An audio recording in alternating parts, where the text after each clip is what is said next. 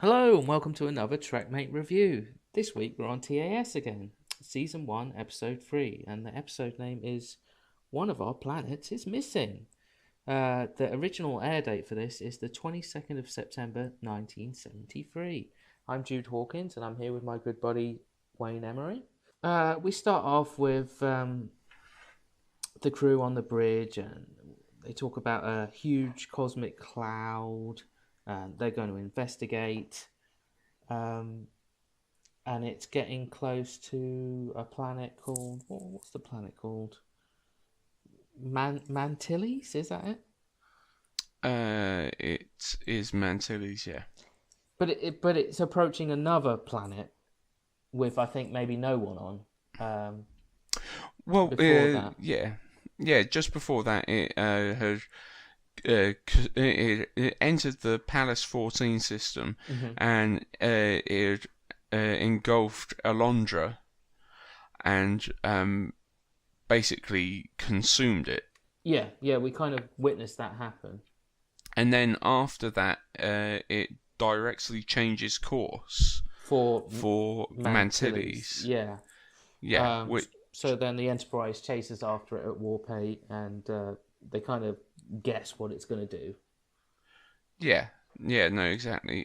Because obviously, for the crew is initially surprised that it's abruptly changed course, meaning it's not just some form of natural phenomenon. Yeah, it's got some sort of method or intelligence behind it that they are unsure of at that point. Well, that's it. Being Star Trek fans, you know what's coming next. You know someone's going to say it's a living being. Yeah, it normally is. Yeah, exactly. You know that's coming. If you're listening to this, you know that.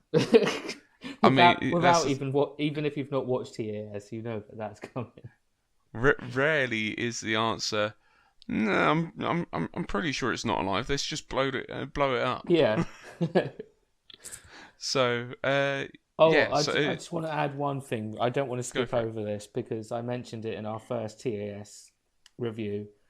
We finally get a name and a voice for Lieutenant, and it's pronounced Eric's, but it's written down Arex. The guy who's in Chekhov's place, he's a weird sort of E.T. looking alien. He finally has a name. He finally has a name and a voice. He has a very dodgy voice. Very sort of sci-fi alien type voice. Yeah. Like, yes, this is this. Not much emotion going on with his voice. But he looks very happy anyway. He looks like a happy guy. He's a happy-go-lucky kind of guy. Yeah, and like you'd probably guess, the cloud envelops Enterprise next. Mm-hmm. And I've written down in my notes wrestling terminology here, which we could explain. It's the animator's fault. The crew no-sells the turbulence. But that's the animator's fault, not the crew's fault. Yeah, that's the thing. You can't blame the voice actors for not selling the turbulence. No, like obviously the animators were like, "Oh, don't bother moving them around. Just shake the screen up and down. That'll be that's fine." It. They didn't even put any new screens in for that. They just tilted the camera a couple of times on the still. Yeah, that'll do. Everyone will buy that. But yeah, no. Yeah, because they tried like attacking it, firing phasers and whatnot, and there was no reaction at all before they got sucked in. It's nice again because I always enjoy having like bigger than life attacks from stuff, whether it's this or whether it's the what was it called in TAS? TOS, the Planet Eater, the Planet Destroyer, Planet Killer. I just remember him as the Green Mist. Yeah, no, I mean in the original series episode, the one that was like a huge. When I'm sure was it the Planet Killer, Doomsday Machine. Right. Yeah. Yeah, the Doomsday Machine. Yeah, no, so I always enjoy having stuff like that. They can be fun episodes, yeah. Something that's literally outside the ship that they're out of control of, and you know. Mm-hmm. don't know what's going to happen. Yeah, exactly. And Spock does derive that this thing, whatever it is not native to the galaxy. And that it's alive, which I've And written that down. it's Shock alive. horror. That's it. Because at the moment, everything's always... TOS always likes stuff that was outside of the galaxy or on the edge of the galaxy. Well, it's unknown, Or, isn't it? yeah, The no, unknown. exactly. We find out that Kirk's got a mate down on Mantilles, who's the governor. Mm-hmm. And it's Bob Wesley.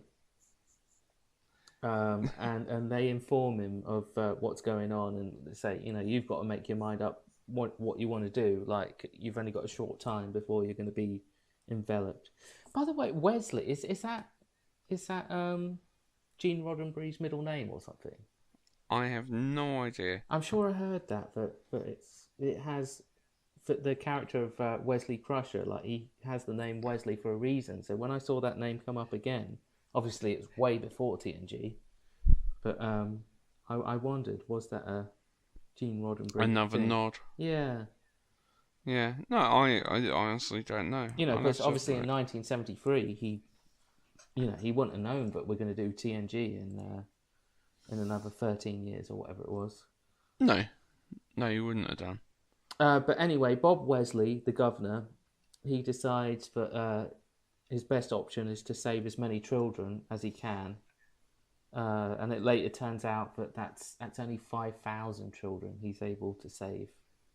Mm-hmm. Even though there's 82 million people on the planet. So obviously that's a very small percentage. I did like the conversation building up to that between Kirk and Spock and Bones, where Kirk did actually contemplate the idea of, with this entity approaching the planet and definitely going to be definitely going to destroy the entire planet and its civilization on there. Would it be a kinder thing to not even tell them it's coming? Yeah, I thought that was a good conversation, and it makes sense. I mean, we see a lot of that in later years in things like TNG and Enterprise, don't we? Those sort of conversations. What do make sense, I'm sure I've heard Kirk say it before, it cause mass hysteria or whatever, which is right, do you just let these people go like, oh, what's that up there?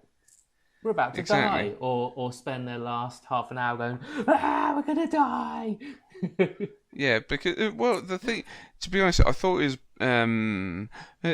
maybe a little bit silly, considering that obviously the planet of Mantilles is some form of Federation outpost, or know of the Federation, because its governor is a member of Starfleet.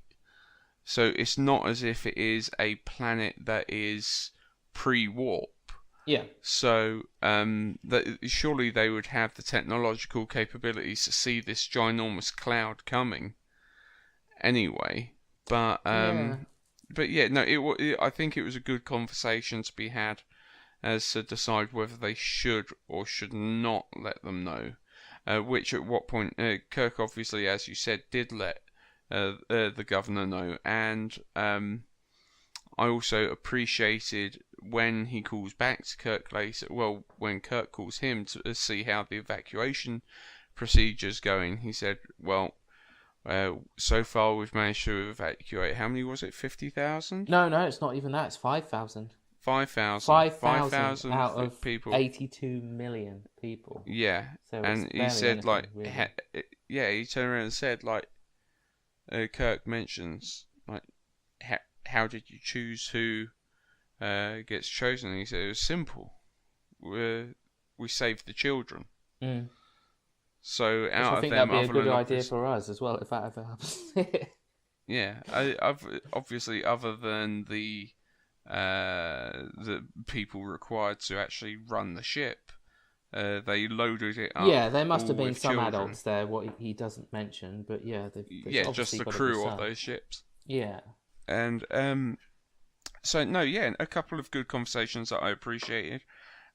Also, then whilst they're inside the entity, they soon discover that the entity has despite being a cloud on the outside, Mm-hmm. it does have some form of internal organs. There's like the structure of the being And more importantly, is. a brain. Yeah, exactly. Well, that's the thing. They first of all work out that they're going down like virtually the being's esophagus, Yeah. and that they said, well, our entry point is closed. There's only a one other way out, and that's its arse. Yeah, it did remind me of like loads of cartoons and movies, like Inner Space and stuff like that. That bit. Yeah, and I went straight to Magic School Bus. Magic School Bus. I remember the program, but I don't remember the episode. But I'm sure it It's probably it's did it's happen. it's more of an American thing. Yeah. Or there was in the 90s that Inside My Body series that also had the accompanying magazines Oh of no, like I don't. tiny people. I don't remember it, but yeah, it's been done in a lot of different programs and movies, hasn't it? Yeah, exactly. So, um, In fact, they're so still yeah, doing it now, aren't they? There was like a big movie recently, a kids movie. I can't remember what it was called, but it was like it started in the brain. What was that called? Like all the characters are like emotions. oh, that's Inside Out you're Oh, talking that's what I about. thought it was called. Yeah. Yeah, I love Inside Out. So they're still doing this gimmick today, aren't they? Yeah, yeah.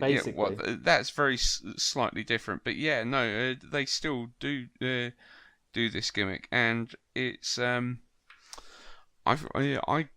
think it works fine. I think it works fine because what Yeah. we got to remember when we're talking about these episodes is it's a Saturday morning cartoon. And who knows? They may have done this first, for all we know. If you actually, Yeah, look back in time, like we don't know. I was born in 81. You're born in 82 or 83, 84. 84. Bloody hell. So yeah, this is way before we were even around. So they could have been the first to do it. Yeah, yeah, exactly. It's early doors, Mm. that's for sure. And One thing I but did think was funny is like straight after Spock works out it's definitely got a brain, Kirk's immediate answer is like, "We'll use photon torpedoes to destroy the brain." That's his first thought. yeah, his first thought is that's the thing is because obviously the amount of time is going down between the being approaching the planet Mantilles, is it? Yes, it Mantilles. is. Yeah. Yeah, Oh, and Mantilles. Mantilles, and Almost sounds a bit rude. That, it doesn't does it? Just sound change a a couple of letters in bit approaching there. planet Mantilles. One of us had to say it. They yeah. So as the time was going down, uh, Kirk is pretty much of the mindset that no, we just need to destroy this thing before it gets there. And they find that I do get it though. I get first of all, there was also a couple of points that I appreciated Scotty in this episode. Mhm. Because whilst they're going, basically they couldn't touch. They were working their way through basically what would be the lower intestines of the creature. Mm. Don't ask me how they got from there to the brain, but still, and to break down the components of what the being eats, like the intestines walls are basically smothered in antimatter. That's So right. as soon as it touches anything, it destroys itself and then creates like whatever energy that the being needs for nutrients. Yeah. So and the Enterprise keeping up like its deflectors and whatnot was making such a drain that Scotty has a great idea of using the tractor beam to cut away some of the antimatter from the walls Mhm. and actually insert that into the antimatter reactor within the ship. And I thought that was pretty cool. I thought there was some like good techno babble going on. I did. I agree with that. And one thing I've said, 3 episodes in a row for positive stuff about TAS is that it's so similar to the original series. They've not watered it down for kids. They've got all the stuff that you're used to, but it's actually pretty good that they've condensed it into 22, 25-minute episodes instead of 45-minute episodes. Because they just get on with it. Yeah. A lot of this stuff on TOS would be dragged out. Yeah. But no, definitely. I know I'm only 3 episodes in, but it just feels like you're never going to get bored with TAS. Like, they're always like, okay, let's get to the point. You don't have enough time to get bored. Exactly. And yeah, no, I totally agree with you. Because that's the thing with the stuff that Scotty was coming out with the like morality conundrums that Kirk was facing, that because Bones was once again being like really being his conscious in the matter, like when it come to speaking about the colonists on Mantilles, and so it's not all dumbed down for It's the not kids. at all. No, it's really not, and I love that about it. Yeah, no, I really appreciate that about it. And 3 episodes in, I'm really impressed with this program. I always had my doubts about this, and I think it's why it took me so long to get round to it. But I'm so glad I have, and I hope that our reviews of this series help other people make that same decision. But I'd held off on watching that. But definitely. Like I was saying about TOS, there's one thing that I also thought was cool here, which they didn't need to put in the animated series. We have like a typical Spock and Bones interaction, where Spock says something about we need to turn the ship into energy to destroy the brain. Yes. And then Bones says something along the lines of, so you're saying we blow ourselves up to destroy the brain? And then Spock just does a classic, I believe that's what I just said, Doctor. Yes. I just like that they put that in there, because they didn't have to carry on having that relationship, with it being a cartoon and Saturday morning thing. But they were very true to the characters. Yeah, and I hope that continues, and I kind of believe it will at this point. Yeah, no, definitely. And also, that's the thing, because when they were discussing destroying the brain, they said like phasers and photon torpedoes won't be enough. Basically, and at that point I was like, that is another staple of Star Trek. Yeah. You need at least a good 2 or 3 self-destruct threats within a series. Yeah. But it makes sense, and I like that in any character, to be honest, the way that they're willing to sacrifice themselves for the many.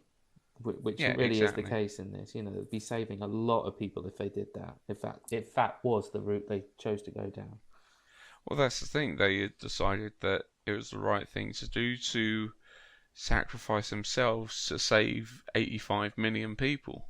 But then they sort of explore other options, and Spock and Uhura decide to work together to try and communicate with. To try and do, I think it was actually Kirk that first suggested after they. I think it was sort of like, I don't know who suggested it, but it was like, we can do the explosion thing, but let's try some other options. Why not try some other options first, and then because they had a countdown, didn't they? They knew it was going to be 15 minutes by the time the cloud reached the planet of Mantilles. Which was quite handy, because there was only about 12 minutes left in the show. Yeah, very handy. With that, I can't remember what it was, but something had presented itself to further reinforce the point that the cloud was like an intelligent form of life, which at what point Kirk suggests a mind meld, but obviously without any form of touching. So That's why they need Uhura to help, isn't it, with technology? you, I don't know what exactly went on just there, but insert techno babble here. exactly, yeah, yeah. I'm sure that's literally what the script would have said in the day. Yeah, Um, exactly. I don't know if it's Majel who does the voice for the Cloud. It's that classic TOS computer voice of hello, hello. I think the first thing it Exactly. says is like "what" when Spock's trying to speak, and I just wrote one line down. They have a interesting conversation where they're sort of connecting, but I just wrote down, "I am inside you," because I just thought it Yes. was slightly sexual and slightly funny. Yeah. Well, that's It to be honest. You can edit me out saying that if you want, but it went on to a good conversation where they're breaking down barriers of understanding each other. Yeah, exactly. To the point where the entity even enters Spock's body Yeah. and interacts with the crew very briefly Yes. Yeah. Yeah. It before. is very briefly, but we literally have the countdown of the clock going at the same time, so they know. Someone's saying, I don't know if it's Scotty or Bones is saying like, "Oh, we've got to do it. We've got to Yeah, blow it's everything up now or now." never, Captain. But literally, the Cloud decides to stop. Through looking through Spock's eyes, they decide to Because the stop at the thing is last that second, literally. but before they exchange bodies, the Cloud did explain, like, because Spock explained that um, there was sentient life on the things that the planet consumes, and I was asking it to stop consuming those things and ask the planet to see if it could sense the life on the planet that it was about to consume. That's it, yeah. And And it just it found did everything say, so insignificant and small, it couldn't fully understand things from its point of view. yeah, well, that's the thing. It said, like, yes, there is life there, but it's of such, it's so small that it's insignificant. Which at what point the being agrees to, like, basically do a body swap, as it were. Yeah, And at that point, that is when it gained an appreciation for the life forms that it was considering insignificant, and then agreed to go back to wherever it came from. yeah. Which We're not told where that is or anything. we're not told It's where one that of is, those and we're very not quick told endings. whether to give a monkeys about wherever it's came from. Again, I think that's one of those things where you could criticize TAS, but again, you have to acknowledge that this is, Yeah, but how slightly many intended for times would kids. And TNG have done that? They don't care where it fucking goes as long as yeah, it leaves them alone. yeah, it's not exclusive to TAS or anything. It's it can be very much a Star Trek thing, but they seem to. Out of sight, out of mind. Yeah, exactly.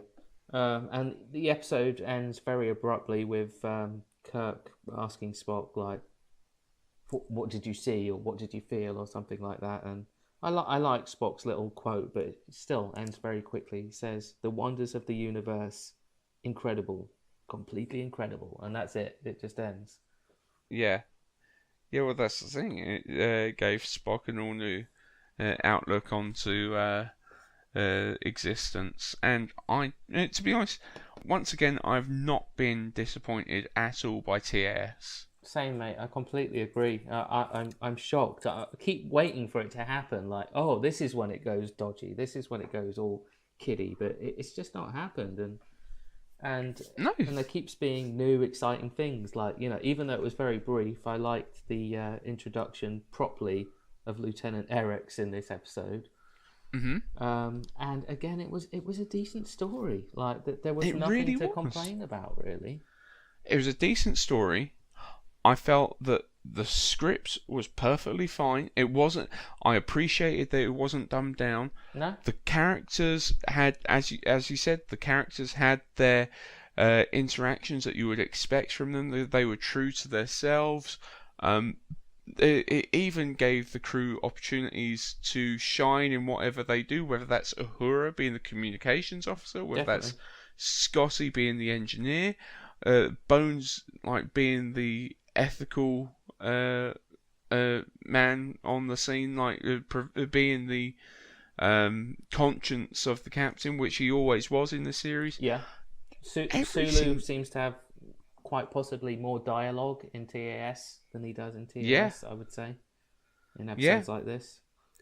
Yeah, and everything, every single box was ticks for me. Yeah, I agree. If we were doing a TOS, I'd be saying I'd give a toss around about now. If anyone's watched the podcast, which I hope most people would have done. Yeah, no, definitely. That's the thing. I definitely care about this episode. And it's one that you've got to watch. You've literally. I would never have guessed that I would be reacting so positively, consistently, me too, to the animated series. I'm watching this when we've done these three. I'm watching it on Netflix at the moment, but if it keeps this up, one of these days I'm going to go get this on Blu-ray. I think it's winning me over that much. You. Yeah. No, I'm 100% behind you with that, dude. 100% behind you. And also, just to round off the episode as well, I have found out that Gene Roddenberry's middle name was Wesley. I thought so. I bet that's why that was in there, wasn't it? Yeah, I would imagine so. But yeah, no, I'm very, very impressed with this episode. Yeah, me too. But thumbs up. Yeah, if you guys have watched this episode, then why don't you let us know in the comments below of what you thought about One of Our Planets is Missing, and if you haven't, we highly recommend that you check it out. So whilst you're here, remember to give us a like, favourite and subscribe, and share us with all of your geeky friends. We really appreciate all of your help. So I've been Wayne Emery. I've been Jude Hawkins, and that was another Trackmate Review.